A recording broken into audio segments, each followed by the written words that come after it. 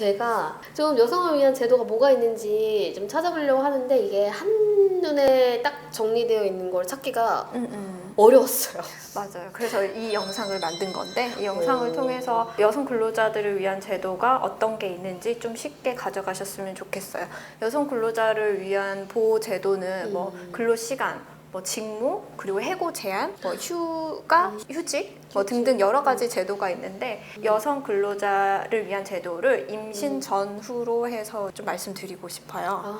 그래서 그럼 더 쉽겠네요. 그렇죠. 그래서 이번 편에는 임신 전에 여성 근로자를 위한 보호 제도에 대해서 말씀드리려고요. 사실 요즘에 좀 젠더 갈등이 좀 심하잖아요. 그래서 혹여나 오늘 우리가 다루는 얘기 때문에 젠더 갈등으로 이어지지는 않았으면 하는 바람이 있는데요. 네, 맞아요. 그랬으면 좋겠어요.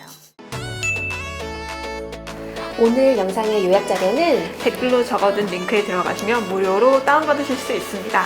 많은 이용 부탁드려요. 여성 근로자분들 지목하세요.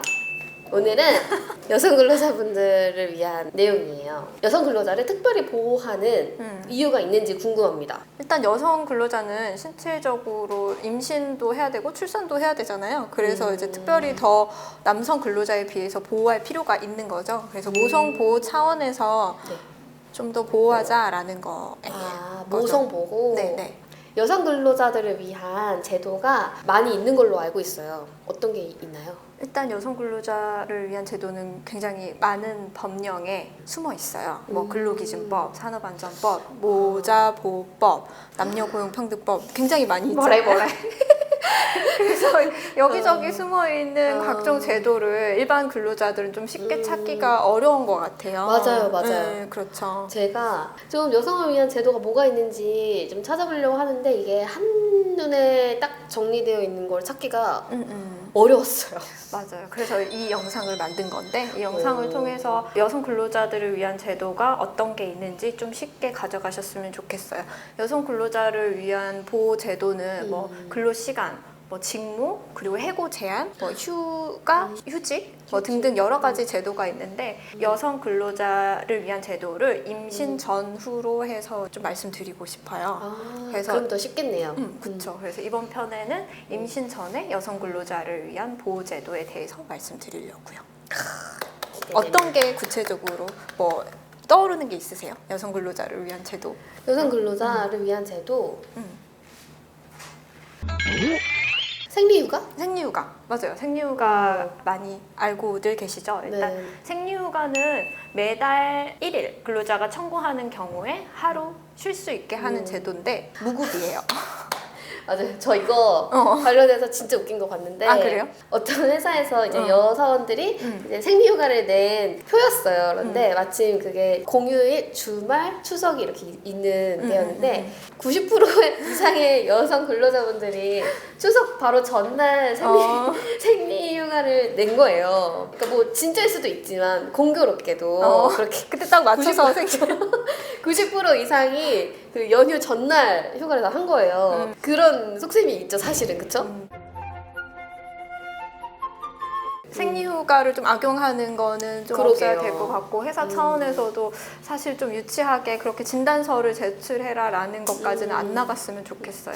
최근에 뭐 최근도 아닌데 몇 년 전에 인터넷 기사로 본 게 어느 A라는 사업장에서 노조가 생긴 거예요. 근데 이 회사 차원에서는 이 노조원들 중에 여성 근로자들이 생리휴가를 쓰는 게 별로 안 좋았던 거죠. 그래서 생리휴가를 쓰려면 의사 진단서를 받아와라 라는 거 공고문을 실제로 냈고 여기에 대해서 노조가 굉장히 많이 반발했던 그런 케이스도 있었어요. 실제로 이 부분에 대해서 노동부의 행정해석은 회사는 생리가 없는 여성 근로자한테 생리휴가를 줄 필요는 없지만 생리를 하는지 안 하는지는 입증 책임은 회사에게 있다라는 게 행정해석이거든요. 근데 사실 병원에서 생리한다 안 한다 이런 진단서를 떼어주는 게 있나요? 그런 병원이 있나요? 어림없는 소리.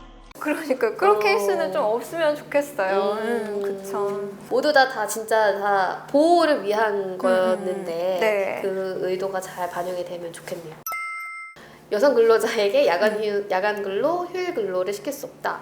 구체적으로 그 용어에 대한 설명을 좀 해주셨으면 좋겠어요. 야간 근로가 뭔지, 휴일 근로가 뭔지. 야간 근로는 밤 10시부터 그 다음날 새벽 6시까지 아. 하는 근무를 야간 근로라고 하고요. 휴일 근로는 근로자의 날 5월 1일 있잖아요. 네. 그리고 주휴일에 하는 근무를 휴일 근로라고 하는데 사업장마다 공휴일 있잖아요. 설날, 뭐 추석 이런 날들을 유급 휴일로 지정한 사업장 같은 경우에 그날에 한 근로를 휴일 근로로 보고 있어요. 근데 시킬 수 없다고요, 여성 시킬 근로자에? 수 없대요. 저 했는데요. 제가 저 야간 근로도 하고 휴일 근로도 음. 하고 그랬는데 이게 어떻게 된 일이죠? 이게 원칙이 근로계약서 위반인가요?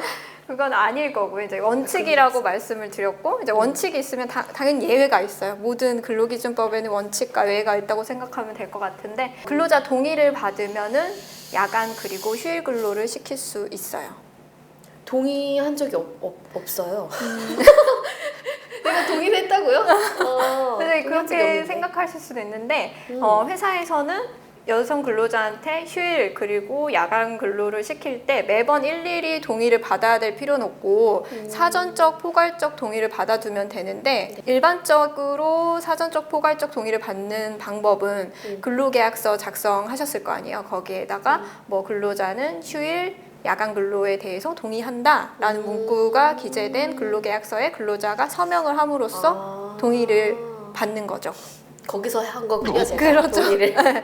와닿지는 않는 와닿지는 않는 제도예요. 와닿진 않는 제도긴 하네요. 네. 아, 그런 게 있군요. 그래도 원칙이라는 게 그런 게 있다고 하니까 알아둘 필요는 있을 것 같아요. 네, 알아둘 필요는 있어요. 근로계약서 이런 거 사인할 때 진짜 거의 잘 안 읽어보잖아요. 그쵸. 근데 네. 그런 게 뭐 있다 하더라도 그게 있다고 해서 안 하진 않겠지만 그래도 근로계약서에 어떤 내용들이 있는지는 좀 근로자로서 더 봐야 되겠다는 생각이 꼼꼼하게 드네요. 챙길 필요는 있는 것 같아요. 이번에 새로 또 생긴 제도도 있다고 들었어요. 맞아. 최근에 난임이 굉장히 많잖아요. 맞아요. 주변에도 많이 있어요. 저 그 보건복지부에서 조사한 결과 본 적이 있는데 어, 10쌍 중에 2쌍이 난임. 그러니까요. 굉장히 많죠. 그런 최근 트렌드를 반영해서 2018년 5월 29일 개정된 법에서는 난임 치료 휴가를 부여하도록 되어 있어요. 그 근로자가 청구하는 경우에 1년에 3일 그리고 첫 번째 휴가는 유급으로 주도록 네, 개정이 됐죠.